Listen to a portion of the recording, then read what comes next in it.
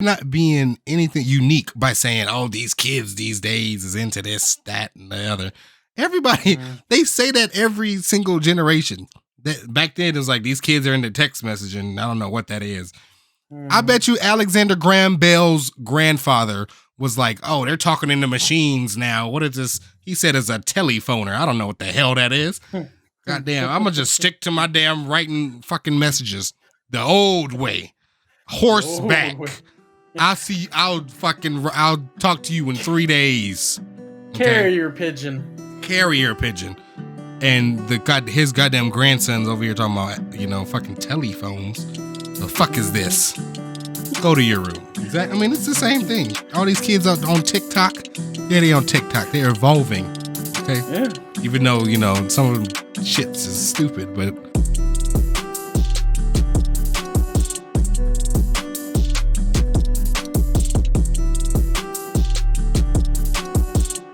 alrighty then, y'all. Here it is. Here we are. There we go. Welcome to another installment, another episode, another action-packed, jam-packed, jam-filled, Philly cheesesteak-filled episode of the Theodore and Edward Show. We're out here. We are live. We here. Omarion hasn't touched us yet. They said they found something in California, and I bet you it's in San Francisco because it ain't near me. Nope. They call me Moderna Mommy. That's what they call me. I'm Modernaed up. There you go. Yeah. Welcome, everybody. Welcome. Thank y'all for tuning in once again. Tuning in once again. Ooh. Once again. Yeah, we got to keep that. 94.7. The way. At a gunshot. There we go. Oh my God, that's terrible. I'm extracting that. Yeah. Welcome back, guys. Thank you once again for tuning in.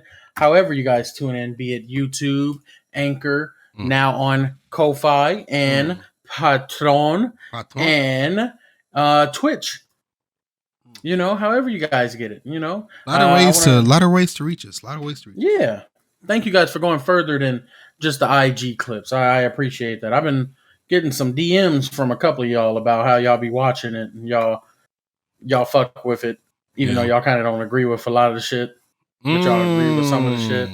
I was like, that's cool. That is cool. As long as y'all watching it all the way through. Honestly, if 100% of the humans in the world agree, then it would be boring, It would be boring. I mean, there's those things, obviously, about Forrest Gump and stuff, but yeah, if everybody agreed to the same thing, it'd be boring. Yes, just agree to agree with me on cucumbers, watermelon, and Naruto. Bad, good. Just like that. But yeah, let's jump on up into it. What we got planned today, Ted? What are we talking today? What we about to dive into? I'll tell you what we about to dive into. We're about to dive into you know what? I don't even think we're going to need we streaming. We're going to be talking about what we've been streaming. Yeah, but majority it is. I've been streaming. We can just use that part for some shit y'all going to forget next week. Mm-hmm. Also I want to thank the Brilliant Idiots podcast for the inspiration. It's just to cover us, just in case they say we trying to steal shit. Nah. Not at all, Charlemagne and Andrew. Not at all. And Eden. Go back to the episode. I'm inspired by you guys. I love that segment. And I'm working on changing that title up though. But yeah, we'll start with some shit y'all gonna forget about. Y'all gonna forget about. Yeah. Exactly. So, after that we're gonna hit y'all with the bulk of it, which is gonna be what we've been streaming, how we've been feeling about what we've been streaming, and why we got fiber optics over here when we streaming Wi-Fi over here. Because it's a lot of streams. Lot of streams. One question. Mm-hmm. This is for the people of Texas. Are fiber optics freeze proof? Because it's December 1st. It's getting cold. It's here. Anna is here. Anna fill in the blank is here. Who is Anna? Fill in that blank. Anna fill in that blank is here. God. For me, it's Anna Winter is here. That's Anna Winter is here. I gave Elijah Koshy rights to that. I should have charged her ass, but I don't think she's gonna be as big as she was gonna be. But Anna Winter is here. You should have, but that's just a quick question. I just want to know. I mean, yeah, it's because remember, wasn't it last year that Texas was getting like flooded over and stuff like that? They got frozen over. That was crazy. Frozen over and the pipes busted, and Ted Cruz said, "All right, I'm gonna go to Cancun with my kids because I ain't doing." Yeah, it's real cold over here. It's chilly. But shit, the year before that, they got a flood. They had like a big ass flood. Yeah, Hurricane Harvey. Was it Harvey? I think so. Yeah. It was some shit like that. Winter is not kind to Texas lately. Winter is not kind to y'all. But our hearts go out to all of those who were negatively affected and impacted by that. Yes. That's a serious thing, a serious matter. It's crazy how the cold can fuck some shit up. Yeah. And how privileged we are because we live in fucking Southern California, so we barely don't know about weather. We don't know at all about weather because we have, we only have 2 seasons: in summer and winter, and not really anything in between. Like honestly, it's just summer all the time, but during the winter, it just get cold at night. That's it. That's pretty much it. Yeah. That's terrible. I'm sorry. Yeah. So, so let me just thrust us right on into this. Thrust me. That y'all ain't gonna care about next week. First off, This Week Bang. Kevin Hart has now stepped in to the drama scene. Yeah. I've only heard good things. Once again. I have not seen it yet. But what is that name of the show? True Lies? True Story. True Story. Yeah, True Story on Netflix. Yes. So as you guys know, or probably don't know, because I know there's people that do not like Kevin Hart just because he's Kevin Hart. Ain't that crazy? That's just because he's Kevin Hart. Because he ain't Eddie Murphy or Dave. He's 5'5". Yeah. But that's the reason. He's been stepping into the drama scene as of a couple years. And he even says it as, quote, "I baby stepped y'all into this," end quote. He did. He did The Upside, which is good, very good. That was a good one. Then he did that movie with Bryan Cranston. Yeah. Where Bryan Cranston's in the wheelchair, right? Uh-huh. Yeah. It was that, and then there was I forgot the second one. Fuck. His last movie was kind of dramaful, I think. I think that's the one I'm thinking of too. It wasn't Don't Fuck This Up. And it wasn't Irresponsible. Fatherhood. There we go. Fatherhood. Yeah. There it is. That one. It wasn't really like drama, but it was like parenting drama. Yeah, and it wasn't like it's something different for Kevin Hart in a way. Yeah, trying to give you something different. We get here with True Story. So he out here. He doing this shit. He really, when you think about it, he has a lot of shit. Oh yeah. Isn't True Story like about him as a comedian, right? So Kevin Hart, he plays a comedian, on the rise. And Wesley Snipes, I believe, is his brother. Is Kevin Hart's brother in the story. And Wesley Snipes is just got out of jail, or he's like I think he's an ex-con. Yeah. And, shit happens. A lot of shit's going on. Shenanigans ensue, as I like to say. I'm going to be honest. I don't know what it's about. Yeah, I think that's what it's about. But it's the number 1 on Netflix, I think, right? It is number 1 on Netflix right now. But it's not, I'm a fan of Kevin Hart, but this thing it doesn't make me want to watch it and all. Yeah. I'm not always there for his drama stuff. His Upside, that one was pretty good. But for the most part, I like him in all the other things, the voiceover, the animation, the comedy and stuff. Yeah. I will get around to it one day, but there's too much stuff going on. I got a bunch of anime shit going on. There's a lot of stuff going on. Funimation and all them, they was all like, "Hey, we got more shit for you." Shonen Jump, like, "Hey, we got more shit for you." For you, Boruto's all like, "Hey, I got more shit for you." Now you watch Boruto. I had to watch Boruto now. I started getting into it. Oh my god! I started getting into it. You see, you just listen. Go back, everybody. Go back and listen to the past episodes of him shitting on Boruto all episode. And then now look at him. Now look at him. Look at him now. Look at him. I'm ending those episodes. They've all been deleted. Oh, he's over here. Oh, Boruto's fire now. They've all been taken care of. No one's ever gonna find those. Go eat a sensu bean and go blow up the hidden of the leaf or something like that. Nah. With Edward's alchemy. How about that? Do that. I just pissed everybody. That's a lot of anime. I know. I just pissed everybody. Pissed a lot of people off. I just pissed a lot of people off. Oh shit. Okay. So other than Kevin Hart getting another drama role in, working with Netflix, we have Dr. Oz. He's announcing that he's running for U.S. Senate in Pennsylvania. Why? Hey, if Trump did it, then why don't I do it? That's what all these people. If you're worth over a certain amount of money, like, oh, he did it, why don't I do it? Yeah, I guess so.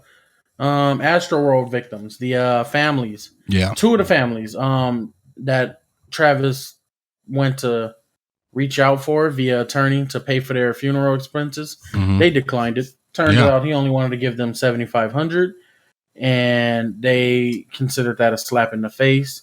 It was all like, we don't want to take no help or handout from a person who had a part in our child losing their life. So, this is, I don't know how to feel about that. I get it, but I think he's just trying to do the right thing.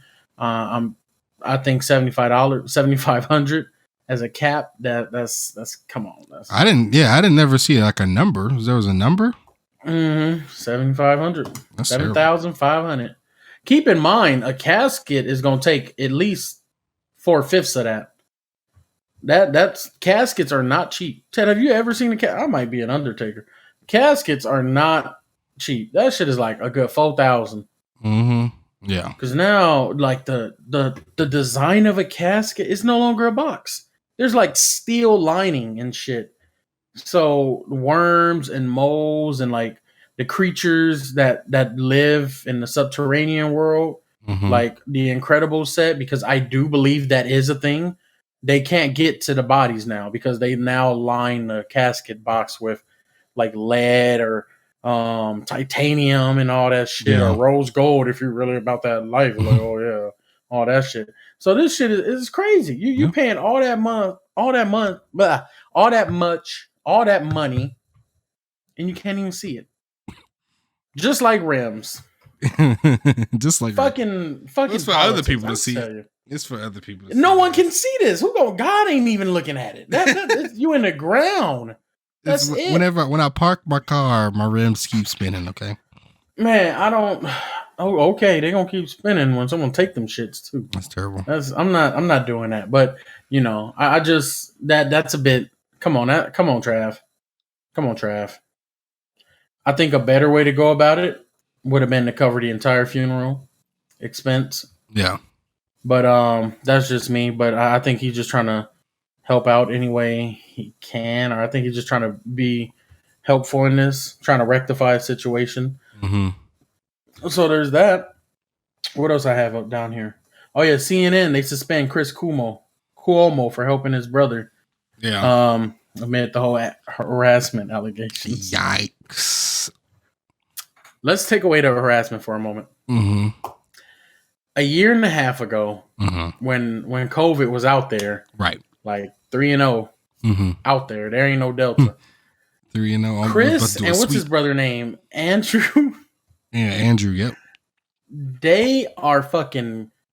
Their banter on CNN is hilarious. It's like actual kids going at it. Yeah. They brought their mom into it. Like, when I tell mom, that's it. Your ass out. You can't represent fucking New York no more. If y'all don't know who the Cuomo brothers are, I think one is a senator. One was the governor of New York.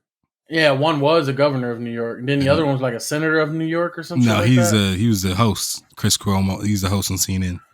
Oh, he was just the host. Gotcha. Yeah. Gotcha. So they're talk about back channeling. You see how many plugs you can get with just them two? That's crazy. Yeah. Yeah, but them two alone, just the back and forth they would have. That shit was crazy. I mean, I wonder what's good for New York to, you know what? You always trying to take all the credit, just like how you took all the peas to mix with your mashed potatoes on Thanksgiving.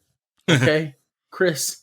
We ain't doing that here. I feel like they're not gonna fire that man, even though they like released him or something like that. He gonna come. His ass gonna be back.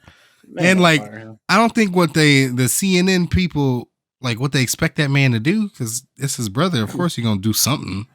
He's not gonna be Try to like, help him oh, out. I can't do nothing, even though I'm the CNN guy. You can, you know, as Frank Underwood said, just back channel. Back channel that. I feel like Frank Underwood invented that word. Back I'm gonna channel. just let's go on a real tangent for a moment. Oh, For all of shit. you guys who have seen House of Cards, have y'all seen it all? Perfect. Even the last season, I know. I get it. Let's just delete that last season. Yeah, just give me time to explain to y'all something, okay? Frank Underwood is the perfect example of what a Democrat needs to be. Everything. I don't care. Pushing fucking Mora, Rooney onto the damn 310 to Brooklyn. All of that fucking yo head of security. And I wish they would have never named him Edward. It could have been like Roger or something. Damn. But doing that nigga was getting a workout into it in the basement. Yeah. So good that he broke the shit. Oh yeah. Getting these are promoting scenes. niggas. These are having scenes. These are amazing scenes. If you guys haven't seen House of Cards and you like politicalness, but you want some dirt in your politicalness, you want some. Let me get a prop out. I got props. You want some dirt that make you get some sanitizer after some. Ooh, mahogany wood. That surprised even me. Look at that. Let's get some sanitizer in. Watch House of Cards.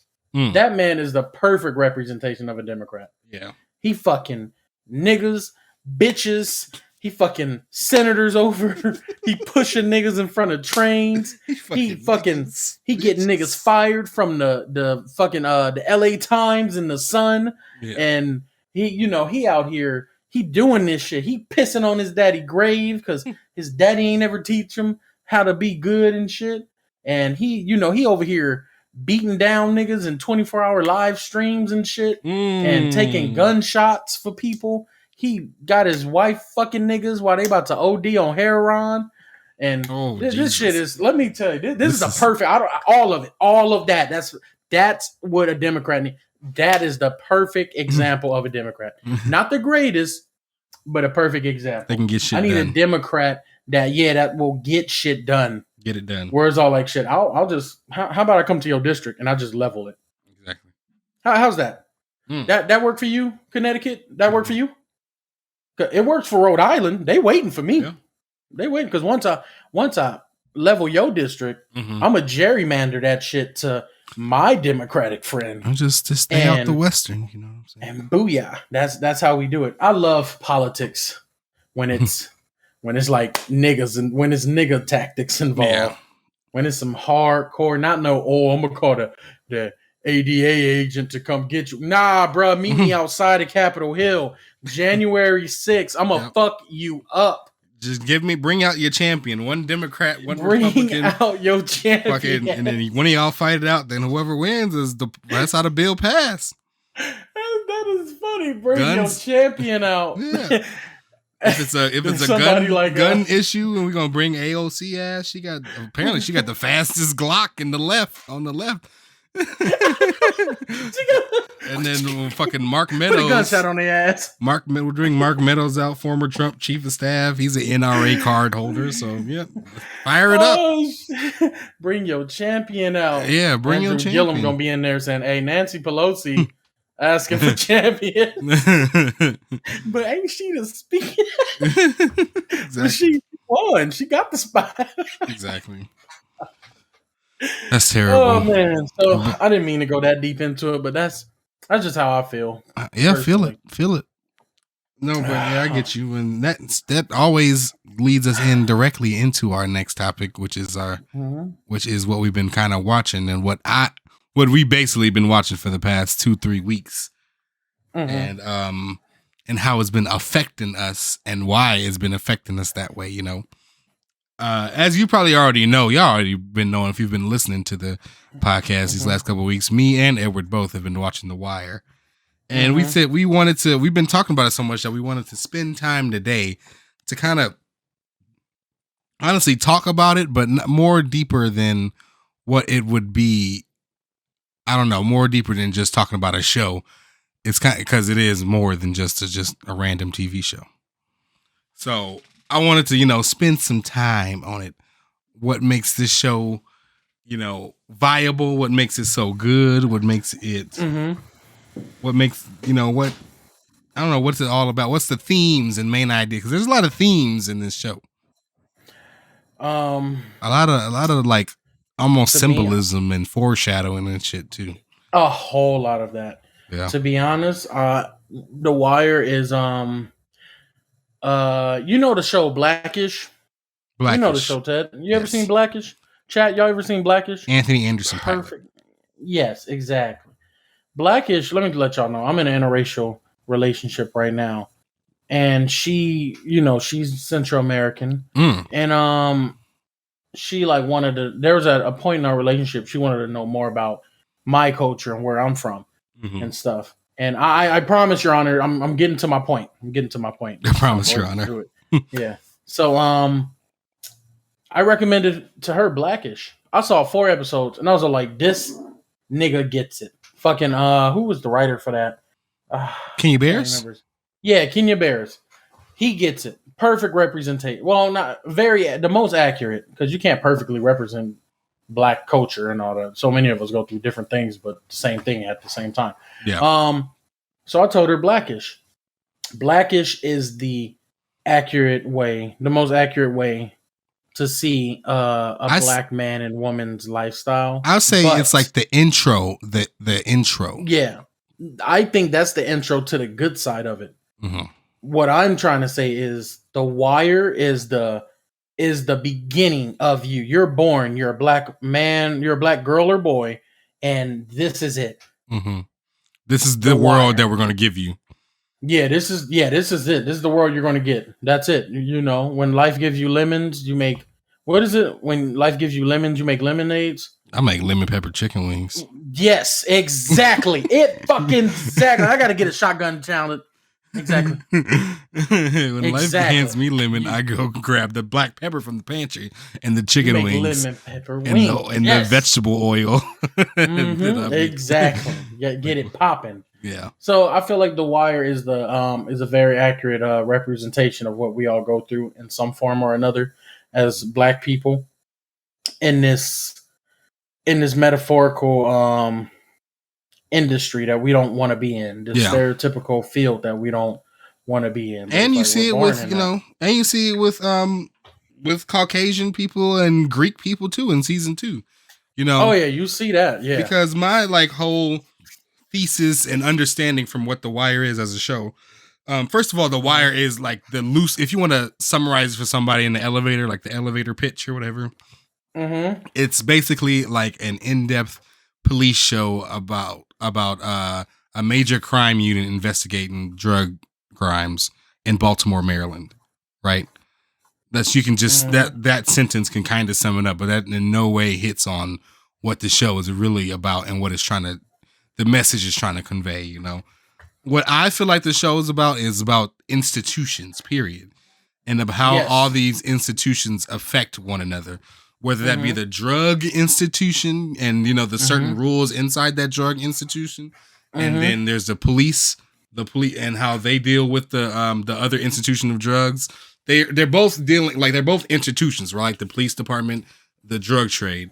And there's rules in each prospective institution, and how they interact with each other is similar but also very different, if that makes sense. Like they have similarities in the way that they go about their business inside each institution, but it I don't know, it's just it's more than just a cop show, it's way more than just a cop show. A lot deeper than that. It's more than just finding, the thrill of finding the criminal. It's trying to that you got to go through. Yeah, it's about commenting on the problems and the politics of trying to find these criminals, and it's not just as easy as just saying lock them up, Man, yes. And it tells us that story from hundreds of perspectives, which I love. That's the one thing I love about it. That is an amazing point that you made there. I also like that it also it's dipped in realism as well. Like Yes. every season, they don't always catch the big fish, the bad guy, Yeah. and shit. And is the sad truth is the sad reality of it is that's how it is. You don't Mm-hmm. always get that person. People Yeah. get fucked over. Things just happen, man. Things. Wire. Wire's amazing. Yeah. From the it tells the story like from the drug dealer's perspective, a former mayor or cop's perspective, things like that. But it honestly just tells the story of all these human lives and how they rely on each other and how these institutions affect their lives, whether it be directly or indirectly, and how Exactly. and it kind of tells you or shows you the people that are kind of designed or picked out to keep that system moving, just keep sludging along, just keep on. Imagine like the world being a fucking I don't know why I'm thinking. I just watched Star Wars last night, but that damn Star Wars vehicle, I can't even know the name of it. But it's like just imagine it being a tank. I don't know, and it takes all of these people to keep trudging that tank along, even though you know that people are still like under the tank getting crushed. But it's kind of the quote unquote greater good is just to keep this system going, just keep going. And you got to make it keep going at the same exact speed that it's going. You can't go any faster, and you don't want it to go any slower. So you just question for you too. keep it moving along and moving along. What's up? You've seen all of season 1 through 4, right? Yep.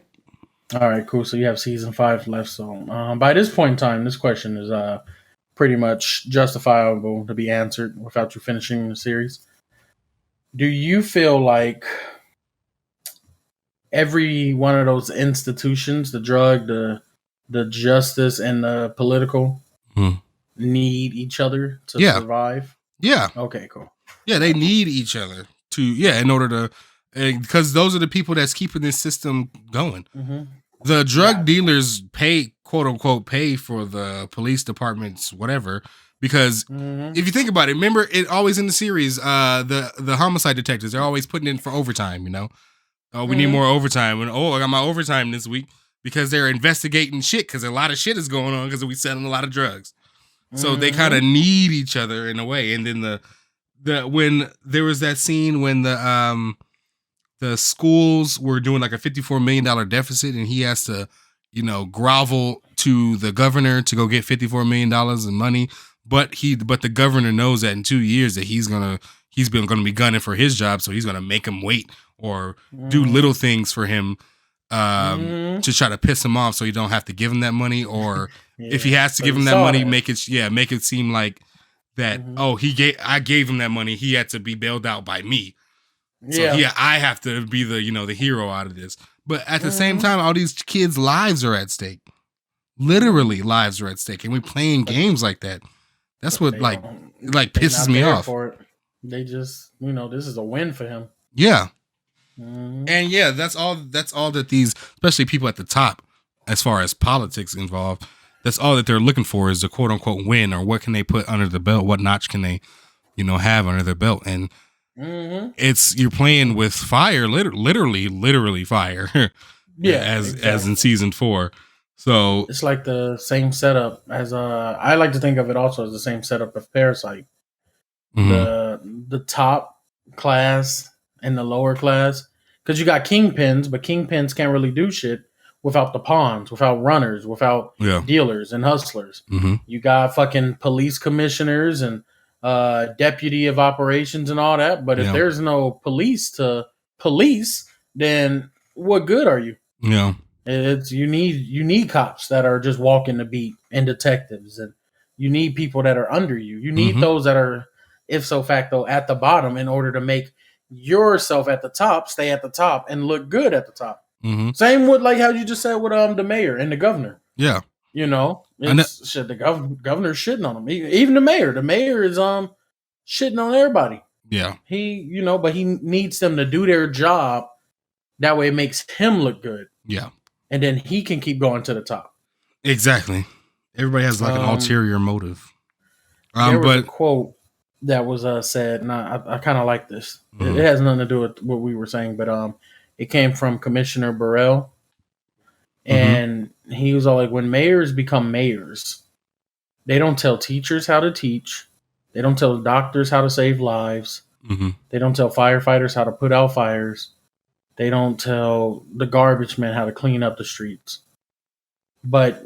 For some reason, they think they know how to do police work, honest police work. Mm-hmm. And that was it. Mm. Yeah. Amazing, amazing quote right there. I like that quote. Yeah.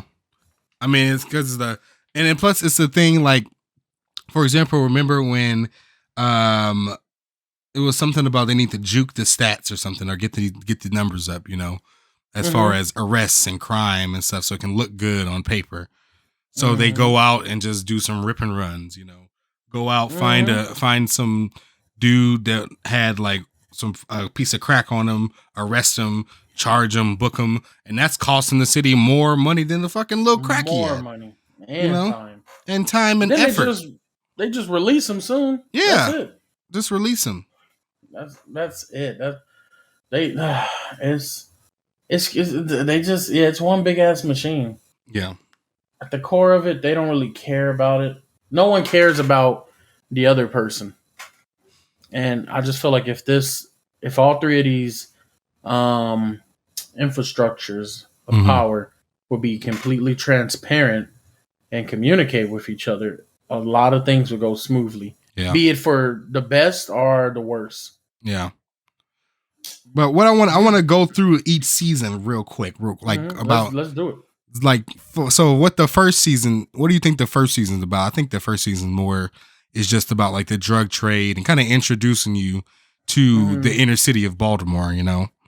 Yeah, I think it's exactly that. Just showing you how the kingpin setup is, and Yeah. how I think it's giving you the intro to the what's the name, the detectives, and then the Mm-hmm. kingpins. It Mm-hmm. ain't so it's kind of like unmatched because kingpins are top of their hierarchy, detectives are kind of in the Yeah. middle. Of there, So yeah. it's like, okay, yeah, this guy kind of at the bottom of his social classes, gunning for the king of this. Yeah. So yeah, I like that that introduction. It Mm-hmm. shows you their standings and what they're trying to do. Yeah. What I like as well about the first season really is because I've been saying I've been watching Sopranos and Goodfellas and I haven't seen Godfather, but I've always wanted to see the black version of a organizational crime on film, and this is like kind of close to it. What I've been Mm-hmm. trying to say, you know, um, and I like the fact that they show each other's like problems, Mm-hmm. like they all in each institution in the drug trade there's problems, and there's also humans in each thing involved, like for Yes. example these drug dealers or these corner boys, they all have like personalities, and they all, Mm-hmm. some of them you may think are lost to the game or whatever, or some of them, they even say that this is all they know. Why would I want to change it Mm-hmm. up? And plus I'm getting money too, so why would I Mm-hmm. want to switch it up? Other ones are trying to get out of it because they kind of realize that this isn't, the life that they want, and it's not a life that's sustainable, because all of their, superiors, all their parents or anybody above them is either dead or in jail because they grew up Yep. in this life.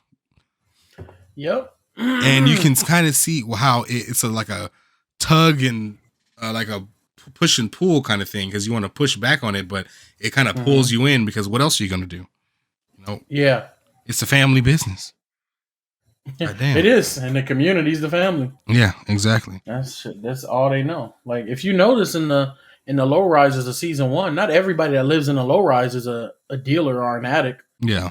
Some they just had like women just like hanging up clothes, just doing regular housework. Men Mm-hmm. probably the dude who got shot, he was a tax paying citizen. He was a worker, a mechanic. Mm-hmm.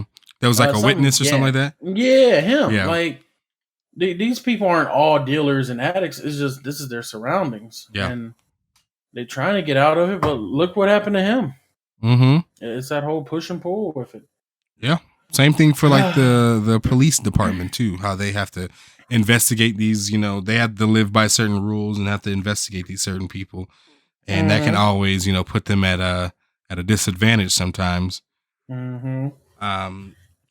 But I mean, honestly, you find out why it's called The Wire too, because it's about like phone, wiretaps and shit. Which I had no idea why. I had no idea. Excuse me. Like it was about wiretaps specifically. I didn't think that that's what it was going to be about. Yeah. I love that they entered like this show. For those of you who doesn't know, this show came out in 2002. Ended in 2006, maybe 2007, and we're just not watching it in 2021. It really shows the evolution of technology. Yeah, I love that part. That part is funny because that that brings me to season 2. And the texting. Yeah, they start text messaging and they're like, "Whoa, what the fuck is text messaging?" Yeah, what is he doing? We can't trace that. Yeah, a bunch of these kids are doing it now. That's another thing too. Another side tangent that you're not being what am I trying to say? Like you're not being anything unique by saying, "Oh, these kids these days is into this, that, and the other." Everybody they say that every single generation. That back then it was like these kids are into text messaging. I don't know what that is. I bet you Alexander Graham Bell's grandfather was like, "Oh, they're talking into machines now. What is this?" He said it's a telephoner. I don't know what the hell that is. Goddamn, I'm gonna just stick to my damn writing fucking messages the old way. Horseback.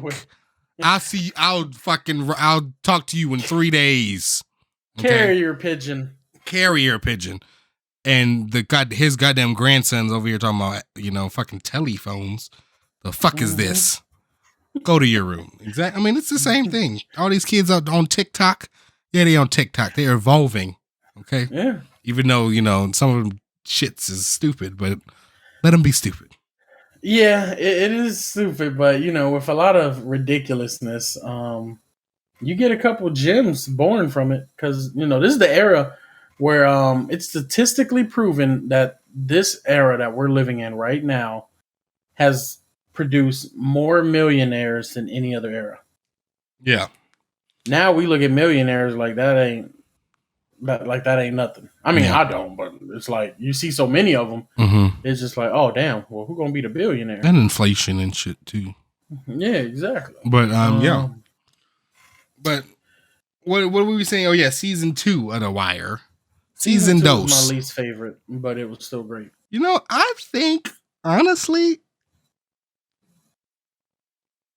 season 3 is my least favorite. I like season 2. I like season 2 a little bit better than season 3. Really? Okay. Because season 3 kind of focused more on like the politics and Carcetti and the mayor. It was cool. It was still good. That was really good. Yeah. Yeah. All of these episodes are good. Me saying season 2 is the worst is like saying I would pick Michael Jordan over Steph Curry. Steph Curry still got the record for most consecutive threes or some shit. Yeah, he has the most threes. Top tier. Yeah. Like I remember when Ray Allen broke that record too. I was watching the game because it was because Ray Allen's when he added me, Paul Pierce, Kevin Garnett, and Ray Jean in the group text, and he said, "Bye, I'm going to Miami." So we were like, "All right, for less money." Yeah, for less. Okay. And you already got a ring. What was the point? Let's not. What was the point? You want another ring? How greedy can you get? John Stockton ain't even gotten that. I mean, he's from a racist ass team, but you want another fucking ring? You could have been with the dynasty. You could have been with the dynasty. But he wanted to be with the other dynasty.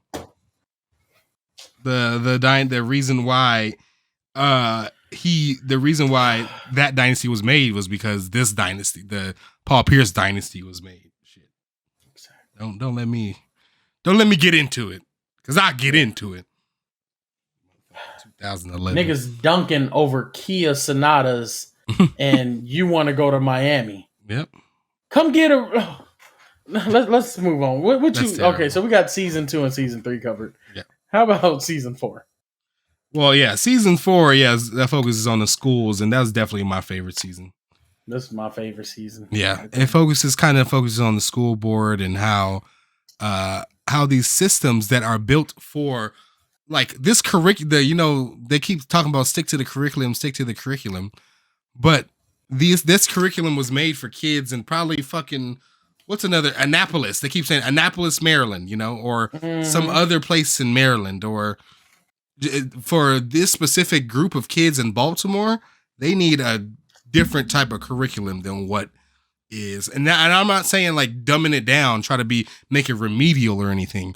These kids don't need to be learning about Pythagoras and Pythion and you know, some random Greek Plato and Socrates. They don't need to be learning about that right now. They got to deal. Their mom is drug addicts and shit. They got to deal with. What's Plato gonna do with them? You know? Yeah. Like the youngest kid that was in that class that was specially made. He was mad the entire day. He calling everybody like, "Oh, you cheese face ass bitch" and all that type of shit. Yeah. And then when Bunny Coven, who is one of the greatest fucking veteran detectives in the entire show to me, asked him what's wrong, and he was all like, "My mom is dead on a couch, and I had to come here. Otherwise, I'm truant." Yeah. Like do you understand what's going on in that kid's life right now? Yeah. Y'all talking about what the ethos and the pathos of a situation is. This boy's mom is dead. They don't need that. Presbo was, I think, the best teacher. Because he was introducing probability with dice. Yeah. You know, cater it to their type of lifestyle. Because it's something you can't really. It's not cookie cutter. Their lifestyle. Their lifestyle is fucking shit on every day in quote unquote Washington D.C. and in just people just talking. You know, oh, those kids from Baltimore, they're a little rough around the edges. We don't really want to. You know, we don't go there. Yeah, we just don't go there. Yeah. And that's why, you know, it kind of hits home for me because I went to high school and middle school in Watts on South Central. You know, all the places that Ice Cube was talking about. He was talking about me. Okay. He was talking about me. Okay. Now granted, my family life was nowhere near as tragic as some of these kids' lives, but I saw it all around me every single day. Yeah. Yeah. All these kids acting out, you know, and when you're that young, you just think a kid is acting out just to be acting out. But there's probably a fucking deeper reason that this kid is just acting out and calling you a B word today, Miss Lady. There's a reason. And it's not because he just don't want to like you. You know? Yeah. Yeah, he's probably getting hit by his stepdaddy and he's seen his mama go through, you know, things and shit like that. It's not a cookie cutter, you know. It's just not cookie cutter. Anything is, especially with schooling. I was fortunate enough to meet a girl that was she had such a nice genuine spirit, but her mom sold her for a couple cartons of cigarettes and like a bump. Like that I never thought that was real. And I'm not from Watts or Compton or any of that. I'm from the real streets. I'm from the Thorn. The killers are born in the Thorn. Let me get a shotgun. The killers are born in the Thorn. No. So that's what no. That's where I'm from. Who says this? The killers are born in the Thorn. They just retire in Compton and shit. I don't even think Russell Westbrook says this. He says it too. Every time he dunk.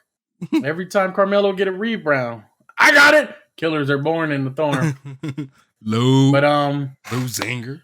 I didn't grow up in no like real bad area. My area is like, what was it you called it a while ago? You said it was high class ghetto. A little bit, yeah. Middle class ghetto, yeah. Yeah, middle class ghetto. There we go. We got thugs and shit, but we got a Panera Bread. That's where they post up at. Exactly, there it is. That's exactly where they post up at. They post at the Panera. Bread. Do not try and go in there and get that aged cheddar broccoli. They will beat you the fuck up for that. They know the nutrients in that. Yeah. They want it. But they gluten free. Yeah, I met a girl like that, and it was like sad to see. Like, damn, you part of a system. I found one dude, he came close to committing suicide because his life was just full of negative emotions from his father.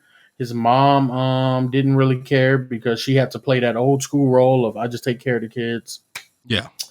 I don't want to go into it all, but it's like, yeah, you see you see how these people are brought up, and I mean, not you don't. I didn't see it, but it's like you see what they're dealing with outside of school, and Mm-hmm. school's like, oh, it's mandatory. You gotta go, and I think that's why I like season 4 the most because it shows like, we didn't choose to be dope boys and Yeah. youngins and hoppers and shit and hustlers.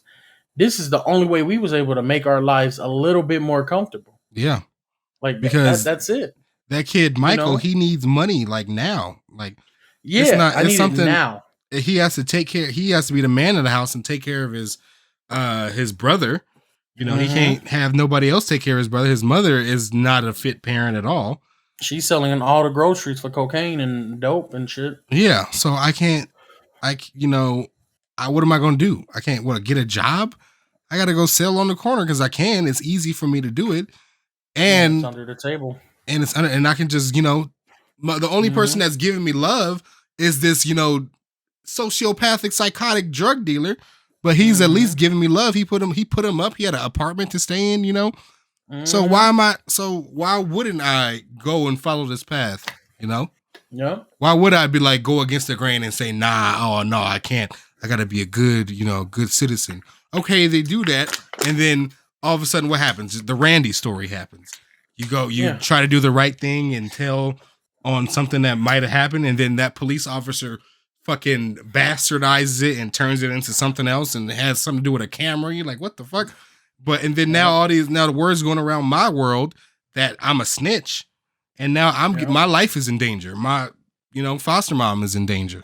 It's fucking it's tragic and it's terrible. It's fucking that season really does happen. Yeah, that's real. That's real life. Yeah.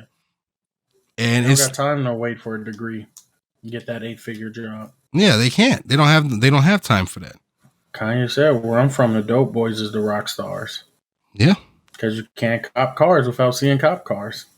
I guess that's why they want us all behind bars. When y'all tune into the Ted Ned show, you gonna get bars from one of the 3 fucking mythological gods walking this earth right now. It's either going to be a la Kanye, a la Jay-Z, or a la Drake. You're going to get one of them. I mean, we can always talk about the boy from Masaga, Abel Tesfaye. Exactly. That too. Like, shit. So walk around with my mattress on the sidewalk? Stop, Ted. Don't make me, speaking through my dad through a window like a motherfucking drive-through. That's naming. That is naming. Drake said, I'm going to do this for naming. I'm going to do it for naming. Yes. Yeah. I'm from the Marcy houses where the boys die by the thousands. Back when Pam was on Martin. Yeah, that's where it all started. I ain't a flying carpet, but alpaca. What are you talking about? 9mm when Slick Rick met Mona Lisa, when the other day Bonet was the Beyonce. Other day I had divas. Y'all just thought I popped up in this bitch like a fetus? Nah. Pregnant pause. Give you some food for thought. It's a bandwagon. Don't abort. Marcy me. Stop playing. What do y'all want, That's just light bars. Light bars for kids. Yes. This is what they're talking about. They don't want it, Ted. They don't want it. But so I haven't seen season 5 yet of The Wire. Season 5 is what give me your thoughts. Give me your what am I in for? It kind of goes it kind of like dies down a bit. It like tones down all 3 of the infrastructures we were talking about. Yeah. But they add in another one. And I think it's the least interesting one to me because it's the newspaper outlet. Yeah. So now they're dealing with like people putting stories out in the news and shit. And Carcetti is like, oh, well, I can't deal with that. Like, there's a what's the name? There's a serial killer going around and he's killing a certain type of people. And the newspaper reporter, the journalist, there we go. They're following him. And they keep putting like all the victims and stuff in the newspaper. The state sees it and it makes Carcetti look horrible. So, Carcetti got like Carcetti got, I'm gonna just say it. It ain't a spoiler, but Carcetti cut everybody's funding except for the schools. You know that part, right? Yeah. The cops ain't getting no more OT. No more OT. That's it. You doing 8 hours and you go home. Anything after, that's on your time. Because he was trying to get more funding, right? Especially for the commissioner, trying to upgrade the salary so he can be competitive. Yep. He was trying to fund all of that. He even promised that he had their backs. Yeah, but he found out about the $54 million deficit that the school was running at. Mm-hmm. And he got it, Littlefinger love the kids. Peter Baelish love the kids. You saw what he did for Arya Stark. He brought the whole fucking veil to the Battle of the Bastards. You think he ain't gonna try and help out the little nigglets either? He trying to help them out too. It's Peter Baelish. That's why I like season 3. Shit, Littlefinger. What you talking about? This all finger, no Varys. What you talking? I ain't got nothing in my way. And he does a really good accent too. Mm-hmm. Exactly. He's really good American accent. So yeah, that's what season 5 is really on. It's kind of like journalism and how that institution of itself. Yeah, and just how it affects the political part of it, really. Yeah. Is Marlo and Snoop still in it? Marlo and Snoop still in it. They all still in it. So it deals with them, and they making some moves. The big groups to focus is the drug trade and journalism.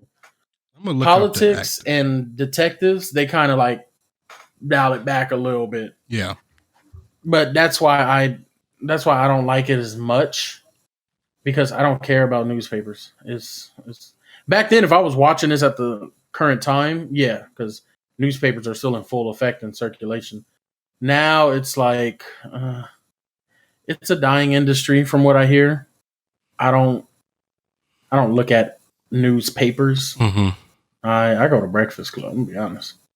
I go to Breakfast Club, and I just get rumors reported. That's really that's about it right there. Yeah, I want to. You do get to see what happened to the kids, though, Ted. I will tell you that. That's good. They're going to show you, because with Randy in season 4, his last scene was him getting jumped. Yeah, and that's fucked up. That was horrible. But yeah, it's him getting jumped. You see what happened to Naaman. You see what happened to Duke, Randy, Donut. You got to pay attention with Donut though, because he's still stealing cars. He ain't changed. He's still stealing cars. That's about it. That nigga will take your car, drive up the street, see his friends, park your shit, and then hop out and leave it. Yeah, exactly. That's it. Like, he ain't even got no ulterior motive other than, I just like your car. Let me take it. Oh, the niggas out here at the liquor store. Cool. I'm parking. I'm done with this. But yeah, that's season 5. It's real journalism, and it goes in more with Marlo and them. That's about it. Well, another reason why I think the show is so good too is the fucking acting in it, because I'm all about that. And honestly, from the kids too. All the kids did great in season 4. Jesus Christ. I mean, the one thing I love about acting, and the one thing that makes acting like watchable is it, you got to believe it, and it's got to be real. I believed every person that said something on the screen, that this was authentic and this was, something that's actually happened. But my 2 favorite actors in this whole show are like kind of similar in a way. Stringer Bell, which is played by Idris Elba, and Marlo Stanfield, which I just looked it up to see who it's played by. His name is Jamie Hector. He's apparently in Paid in Full. And in 2016, Rolling Stone ranked him number 2 of the 40 greatest TV villains of all time. I wonder who they put number 1. Yeah. Wait, who's number 1? Yeah, I wonder who they put number 1. But I wonder if they put Gus number 1. That'd be too much. That'd be too much. But yeah, I love their performances because they're both all so calm in a situation that requires fucking craziness. But especially Marlo. Marlo to me is very he's very scary because of what he does. But you have no idea what that man is thinking when you're talking to him. You can be his best friend. You have no idea what he's thinking, and his ruthlessness is unquestioned. I mean, that man is the most ruthless person in the goddamn. How many bodies did they found? Like 20. Anyway, I don't want to get to numbers. Like 20 I think it was 28. Jesus Christ. Okay. Yeah, he killed niggas for no reason.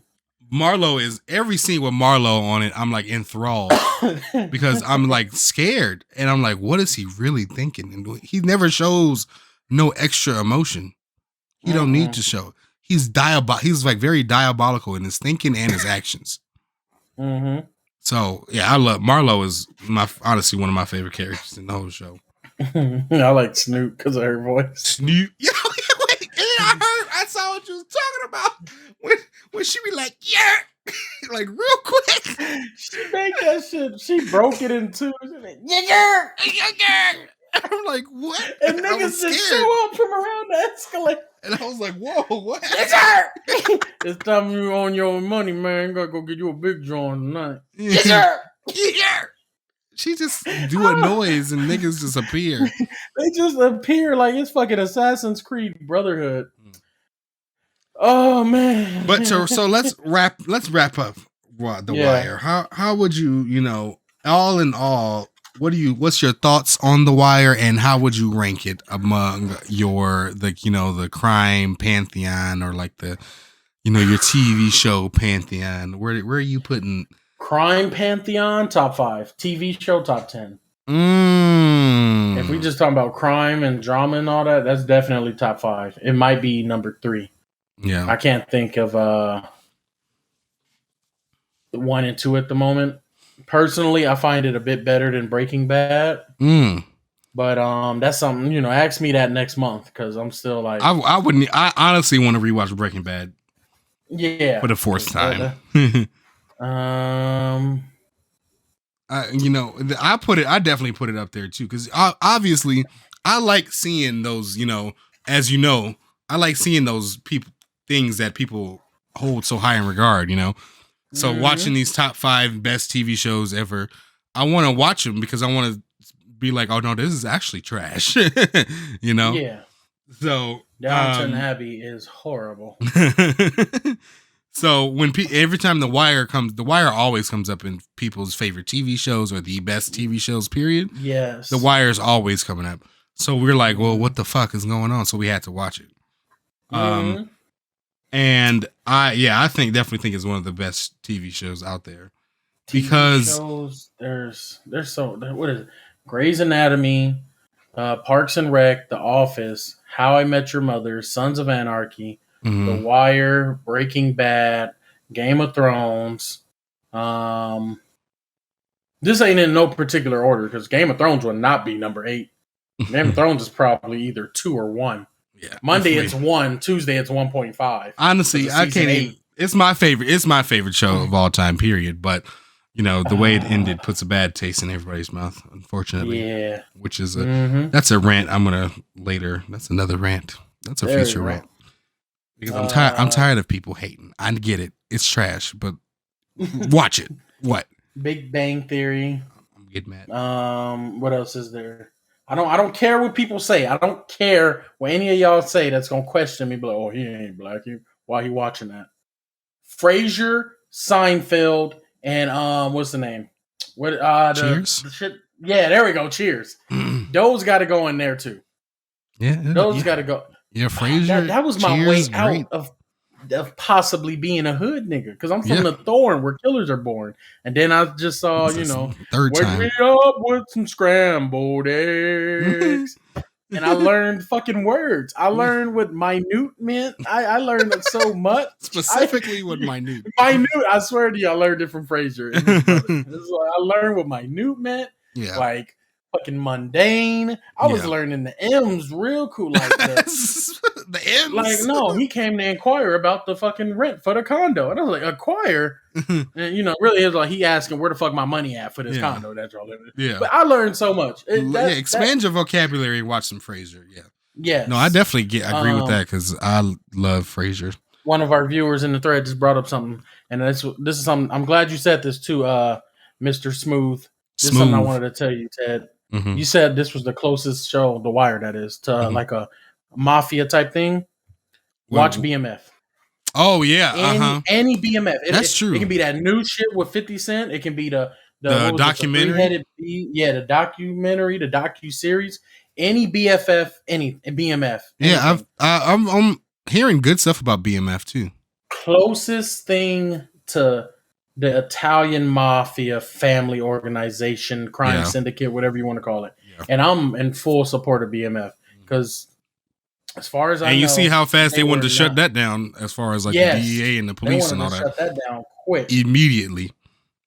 But that shit was that, like, they had payroll. This wasn't no like just doing some illegal shit. We had payroll. And Big Meech, the one that was in part of the LA charter, fucking genius plan. LA and Atlanta, put two brothers there, very high traffic areas. Bam, converge. They running it. It's a joint operation, but they got their own thing. Perfect. That dude said the greatest thing to me, and this is what led me to like Paid in Full as like my favorite little drug movie. He wasn't about scaring niggas in fear. He was all like, sooner or later, someone will tell on you out of fear. Because that's going to turn into jealousy and spite. And who want to like walk around and be like, damn, I'm really a bitch. They're going to tell on me. But he said, I don't care if you're the fucking bodyguard or the maid.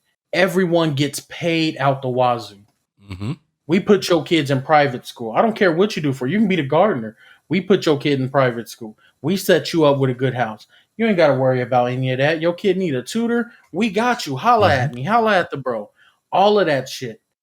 And I love that. Now, music-wise, like you can't call it. Yeah, I can't call it because y'all, I'm just saying. Like, what's his name? Blue. He got some good music though. Weren't they managers or something like that? Right? Weren't they managing Jeezy? Or am I overthinking? Am I thinking of somebody else? He was affiliated with them. Yeah. The only person that I really know of for sure that they managed and like signed was a guy named something Blue. And plus the brother, he believed like, why have all these artists? I'm divvying up my money. Yeah. I want to put all of my money in this one artist and get the full return from this one instead of worrying about 8 or 10 of them. And I kind of agree with that plan, but you got to have one hell of an artist. It better be a Snoop Dogg-esque, Kendrick or J. Cole-esque like artist. Yeah, like you'll burn out just as fast as them. Yeah, so they did that, but they were affiliated with I don't want to put no names out there, but some rappers who were about that that drug life. They I want to watch BMF. I do want to see that. But Malcolm I feel like okay. Simpsons. My fault. I'm just reading this thread. Yeah, I mean, I like Malcolm in the Middle. I've never got into the Simpsons. Malcolm in the Middle is number 25 on my list. It's not going in top 10, not top 15. This ain't happening. But my favorite crime TV shows that I've ever, and the best ones that I've ever watched, is definitely The Wire and Breaking Bad. Breaking Bad. I don't know where I'm ranking them yet because honestly, I have to. Well, one thing I have to finish The Wire, and the other thing I might have to just watch Breaking Bad again. But Breaking Bad holds a sentimental place in my heart that I don't know it can ever be topped. You want to talk about acting? Oh my God, this is some of the best acting in the world. But and just like I don't know, you feel things when I was watching Breaking Bad, the season finale or the series finale, my heart. I could feel it beating out of my chest. Like it wasn't, I know that, people say that all the time. I was feeling it. Okay. I was like, hold on. Because Jesse! it was the scene. And when, you remember when Walt, this shouldn't be a spoiler alert, but when Walt put all that money on Homegirl's, what's them niggas' names that made the company with him? Gray Matter that made the company with him. And he went over their house and put all that money on their table and said, y'all give this to my kids and my son because I'm obviously about to go to jail and shit. And if y'all don't, and all of a sudden fucking 2 red dots showed up on them, like I'm gonna shoot both y'all asses right now. They're gonna be here all fucking week, Even though it ended up being just somebody with a laser pointer. But I remember that scene made my heart like fucking jump out of my chest because I was Mm-hmm. the tension. When you can make me feel like that, I don't know. That makes a magnificent show. So Yeah, that's true. The Wire has made me felt a lot of ways. Jesus Christ. I need to rewatch Breaking Bad because I do not remember a lot. Oh my God, I remember it all. I don't remember. I fucked Ted. What? And then the show, I mean, the episode ends after she says I fucked Ted. The episode's called IFT too. I love I fucked Ted. The thing about Breaking Bad, it's the episode titles, everything goes into each other. It's just great. The colors, I love all that shit about Breaking Bad. I like that they weren't above killing women and children. Hell no! And animal. When you're a show and you're willing to cross that line, you automatically get respect from me. Low key. Because it's real like that. Because it's real. That shit happens. Yeah. Not everybody, most people are good hearted where they're like, nah, don't hurt the kids. Not everybody is like that. There are actual monsters out there. That's like literal monsters. These kids. Like every fight isn't gonna go like, ScarJo in Civil War.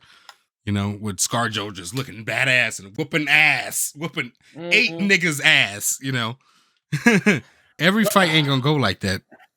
So I'm not. You need powers. I'm sorry, ScarJo. You fighting on a helicarrier. All they got to do is push you off. What you think? Iron Man gonna help you? I remember thinking that if y'all just push her off, Iron Man stuck in the fucking turbine. Okay, nobody else can fly. Thor is stuck in a goddamn box made by fucking Joe from you. Damn. So it was just like that. Damn. That's it. That just get your just thrust her ass like LT. Like sweet chin music her ass and knock her ass out. That's it. That's all you got to do. Hope can probably do something, but no one else can fly. You need powers to enter. No, even because that damn Black Widow movie was trash. That's down there at the bottom. That's terrible. Dark World is better than Black Widow. Damn! You saying shit? Trash. You were saying things. That movie was trash. It was horrible. I don't even know what she's suing for. They should be suing her for that. Someone should be suing the writers. Let's redact all of this. Just burn the fucking Super 8 film. Don't even put that out. I think she's pregnant. She's trying to have her baby. Okay, well, sue the baby too then. I don't care. I told you there's monsters out here. Sue the baby too. Baby somebody, what was that? It was, I just read an article about somebody's making like $500,000 doing something for Marvel, but if it goes direct to Disney Plus, then they get an extra bonus or something because they learned from the Scarlett Johansson shit that you got to give them a little extra or something. I don't know, but exactly, man. That's terrible. It was trash. And Ted, you knew I was there for Taskmaster. Yeah, I was there for him. A man that can copy your fucking. Does he copy people in the show, in the movie? Yeah, but it's not a he. They became PC with it. Mm-hmm. And you don't have. That's not what PC is. It's just like changing. Yeah, that ain't PC. It's not. That's not what it is. I guess they were trying to be like equivocal or have Yeah, no, I know what they're. Quality. Yeah, I know they're trying. You're right. They're trying to be PC, but that's what them don't going about it like that is not what that PC is. I didn't like that shit. That like, come on, that's that. No, come on, come on, man. That's. What he does is he copies your movement. He has this thing, I forgot, it's like muscle photosynthesis memory. Like he has muscle memory from watching you do something once. Yeah. So when Captain America threw his shield, all he has to do, he doesn't even have to be there. It can be a tertiary source. Like it can be on Instagram, a video, and he watches Captain America throw his shield at somebody. And now when he gets a shield, he throws it exactly like Cap. Yeah. So it'll ricochet and do all of that. Yeah, you can do a lot more with that. You can do a lot with that. Exactly. The whole thing with Hawkeye and how he shoots and everything, he copies the exact movement. All he has to do is see you do it once. No, you watching Hawkeye? You tuning in? Episode 3 No, I out? ain't watching that shit either.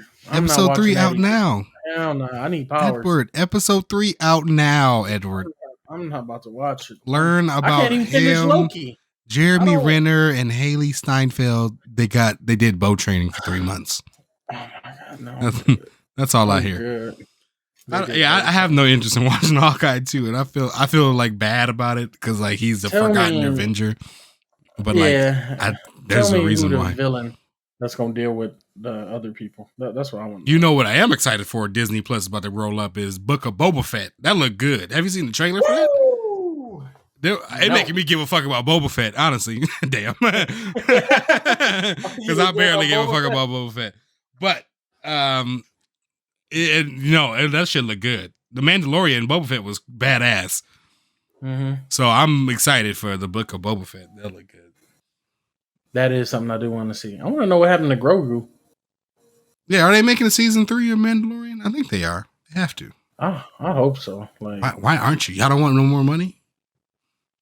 Yeah, that's good shit right there. But yeah, so The Wire and Breaking Bad is my top 2, and I don't know. It's but let's go ahead and move it on to the best part of the podcast. Oh, I forgot to mention too. I forgot before we mention the rant, we have to talk about the unfortunate passing of another black male today. Mm-hmm. That was gonna be my rant too. Oh, really? I was just gonna move it to that because I don't really have a rant today. Yeah. Well, you can do it then. You can bring that in. No, we can. All right, cool. I'll bring it in. Yeah. As a rant. Cool. Fuck. Mm-hmm. Yeah. So we lost. We lost a good one. Lost another good one. We keep losing them. We keep losing them. First we lost Stringer Bell. Damn. Then we lost fucking Chadwick Boseman. Damn. And now it's VIIRGIL ABLOH. It sounds like they're on a level playing field, is what you're saying. Yeah, all three of them. All three. They were going for gold. Even though Stringer Bell's a fictional character, he wanted so much more. He did. That's very true. But yeah, if I'm gonna just dabble out of the storytelling world, VIIRGIL ABLOH. If you guys don't know who VIIRGIL ABLOH is, sucks to be you. That man, yeah. All the styles that y'all see, all the shit that y'all probably when you open your StockX app, his shoes are the first ones that you're gonna see. Guarantee you ain't even gotta put it in your preference. Yeah. Niggas that got these little orange seals, blue seals, Air Force Ones that say Air on it are the Chucks, the Off-White Chucks, the brand Off-White, the lead creative designer of Louis Vuitton for the past 3 years, maybe 4. Fashion guru and friend of Kanye's, so y'all know how great Kanye is. He started off as Kanye's assistant. Yes. Now, not only was he, the first of all, well, my thing is what makes him such a big loss is because he was the black person that cared about streetwear, that grew up in Illinois, cared about streetwear and brought that to a designer brand, brought that to a couture brand that all these rappers talk about. And he kept that relationship with the rap, because he knew that rappers and hip hop artists are the future. Mm-hmm. And the people that's going to keep your brand alive, So everybody was talking about, VIIRGIL got my Patek on my wrist going nuts, you know what I'm saying? Exactly. And that's good. VIIRGIL did my first album cover. Yeah. Like that. But that's what I was going to mention too, is he not only, designed for fashion, just fashion in general and shoes and things like that, but he also did album covers. And let me just run through y'all. First of all, all the great Kanye covers are pretty much done by him, besides Graduation. Well, besides the early ones. 808s and Heartbreaks he designed. The My Beautiful Dark Twisted Fantasy. Yeezus, one of my favorite album covers because it's so fucking simple. Jay's Watch the Throne, that crazy thing. Love is Rage 2, Lil Uzi Vert. He did that album cover. The Long Live ASAP Rocky record, he did that one. 2 Chainz, based on a true story. The deluxe with just him with the 2 chains. Come on, man. And that album's old, so y'all see how long he's been in the game and been doing this. He designed Pusha T's "My Name Is My Name," which is all it is, just a barcode. But that's Pusha T's best album. He designed Big Sean's best album, Dark Sky Paradise. West Side Guns, Pray for Paris. All these fucking dope ass albums. Pop Smoke's posthumous album. Yeah, Pop Smoke's album. All these, covers that, this man. I mean, he did My Beautiful Dark Twisted Fantasy. That's all you got to know. That's all you got to know. That's all you but should know. if you want something more modern, okay, I got you. This man hijacked Drake's plane and repainted it and sent it back. Yeah.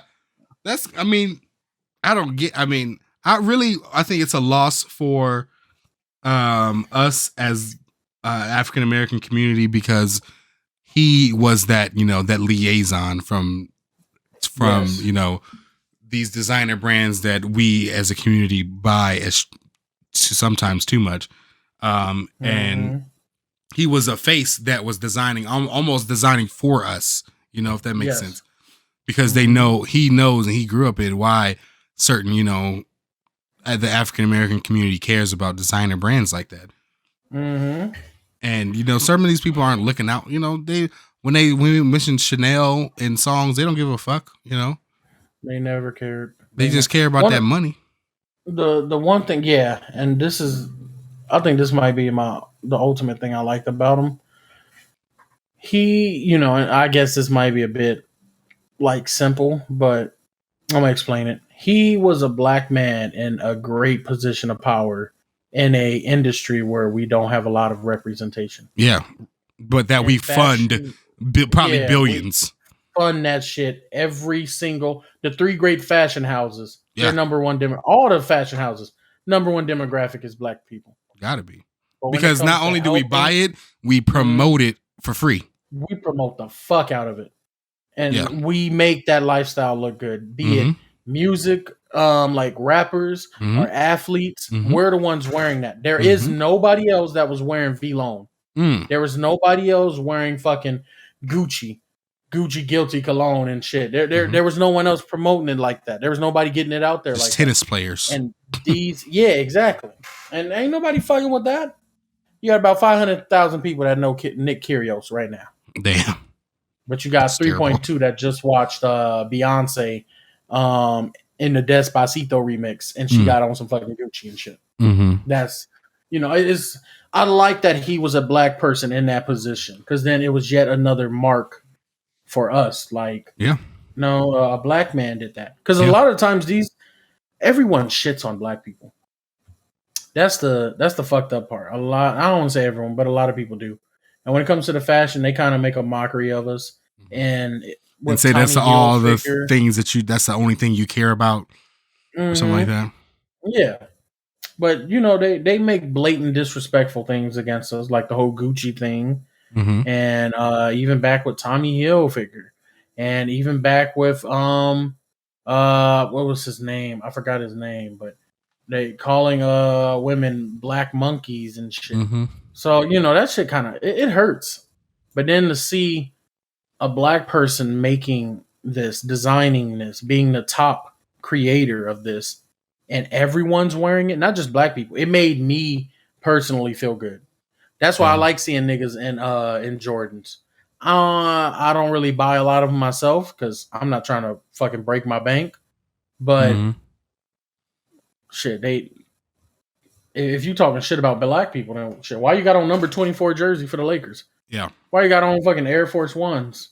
Now, why you got Louis Vuitton? Why is it every time anyone go to Paris, the caption is niggas in Paris? Avril Lavigne ain't say that.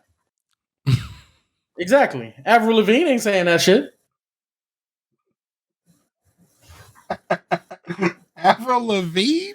She ain't say that. Did Reese say it? Tell me.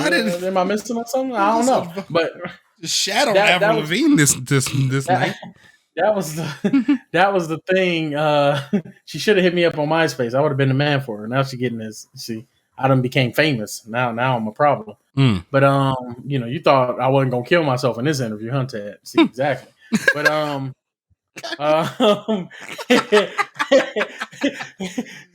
Avril Lavigne is more oppy than you think. Okay. Oh, you thought I was gonna get myself killed in this interview? Kanye, shut the fuck up. Oh shit. So I like he was another like notch to me in my little personal thing of black accomplishments. Where it's like, look what he did. Look what Jay-Z's done. Mm-hmm. Look what Tyler Perry's done. Let me just break down Tyler Perry too. This man has the biggest studio lot. Yeah. More than all of the major companies Yeah. combined. Yeah. Like the Marvel films used his shit to film. Yeah. You understand that, right? You see how crazy that how everybody like, in it. I mean, if you're filming in Atlanta, you gotta most likely be filming there. Tyler Perry, that TPS and that fucking peach, automatically it's Tyler Perry. If you see either one of those two, it's Tyler Perry. Mm-hmm. So I put Virgil Abloh up there like that because it was just like, okay, this is yet another black person, be it man or woman, that's showing, no, we can do that. Matter of fact, look how impactful to the world we are. This guy is in fashion. This one is in sports. This one was pregnant and won a Grand Slam. Nobody baby ain't got no Grand Slams because nobody baby ain't like that. Bitch. This person right here played a winning game in the NBA and had the flu, throwing up on the sideline, dropping 40. Yeah. And he didn't even call for Kukoc help. This one has top 5 greatest albums of all time. And it's fucking pixelated. And that album was created by the nigga that's running Off-White and Louis Vuitton. And then you have this nigga that even worked under Kanye. And he has his own fashion line with Fear God and Essentials. I don't know that person's name. I think he black. Jerry Lorenzo. So. Another Kanye guy. Yeah, exactly. So I like seeing things like that. This woman has this female girl group, being TLC, is the biggest and highest selling female girl group of all time across all genres of music. You know how crazy that is? Yeah. You know how crazy. You know how long Dixie Chicks was running shit until they said some shit overseas about Bush. Yeah. Bush is more oppie than you think too. That's why you thought I wasn't gonna get myself killed. It's a little oppie outside. So when people like this like pass away, it kind of hurts me because of that. Because now it's just like, damn, that was another person that was showing like, no, we can do that, and then we can go and take it further. Mm-hmm. That just like now is gone. That we can, just like Kanye was saying in that interview, like we can be the culture. We already are the culture, but we can be way more than just American culture, the core of culture. You know, we can be way more than what your sons and daughters are listening to right now. It can be what that is, and also all that revenue is going towards African American people too, because we own the whole thing. You know. Mm-hmm. What the fuck is a Swedish company gonna tell me? Spotify. Yeah, what the fuck they gonna tell me about my shit? Anyways, fuck them. So it's just that's why I was kind of sad with him passing away. Yeah, I was too. It was just like, damn, like fuck, that's. Yeah, I think this week we probably won't even have a rant. We'll just reflect on just people passing.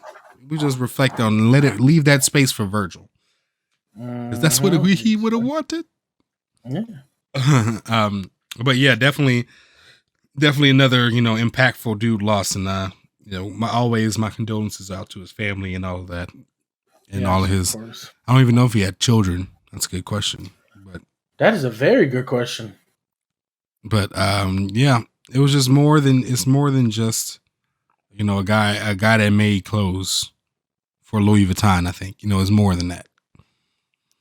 He was definitely more than that.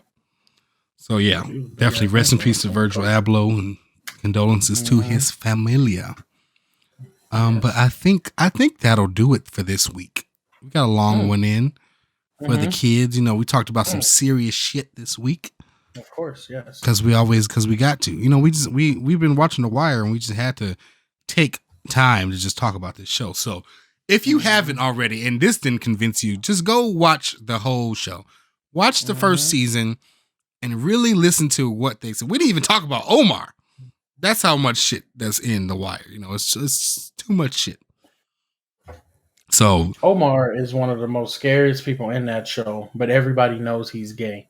I'm not saying nothing against the gay people. No. I'm just saying in that time, that's how 2002 Baltimore. Yeah. gay people were getting how many times a they very said bad fucking rep. faggy and faggot in that damn show? Jesus Christ. Yeah, that shit was making me I was like, cringe. Jesus Christ. But yeah, no, that's honestly that's a testament to Omar as a character. He demands respect. Oh my God. Yeah, that's crazy. But yeah, that's a great show. Please watch that show. Mm-hmm.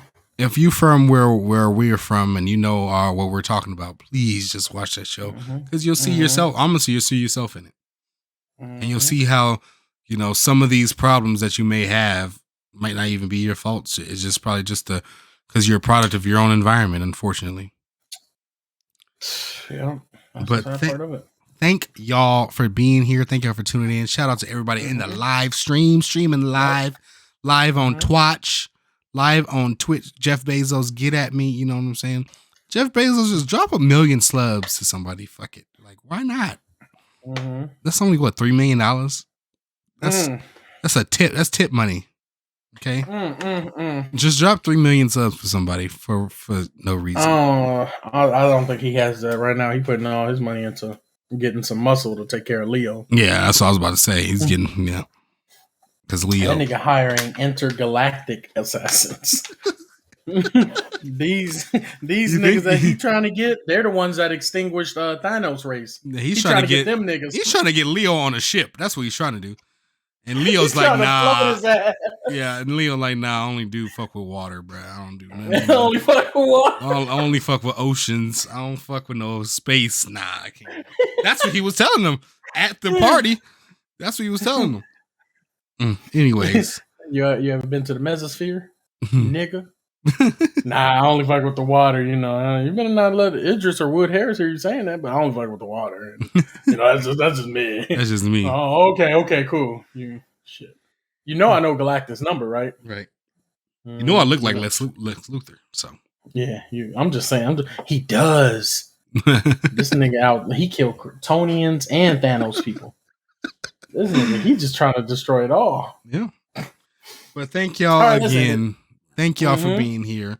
We appreciate your viewership. We appreciate you as a human being, We out here, keep doing you, keep grinding. Tune in next week because we got another banger. I don't think we've come up with non-bangers, We always banging. It's always a banger. Full-fledged, breaking through. Breaking through. Break through. On in there. Yeah, there you go. You might get a little residue, but it's okay. That's what water's for. A little resistance. A little water solubleness. It had a breakthrough. Break through it. If you feel any resistance, you keep pushing through, and it'll get there. It'll get there. Gotta push. That is a disturbing image to the max. Any weaves on there? Plus ultra. That's what you gotta do. God. Gotta get that plus ultra in there. Where's my shirt at? I got a plus ultra shirt somewhere. That's terrible. But alrighty, y'all. Thank y'all for being here. Thank y'all for being you. Keep on saying you because, who else you gonna be? Might as well be you. You know what I'm saying? All right, y'all. Peace out.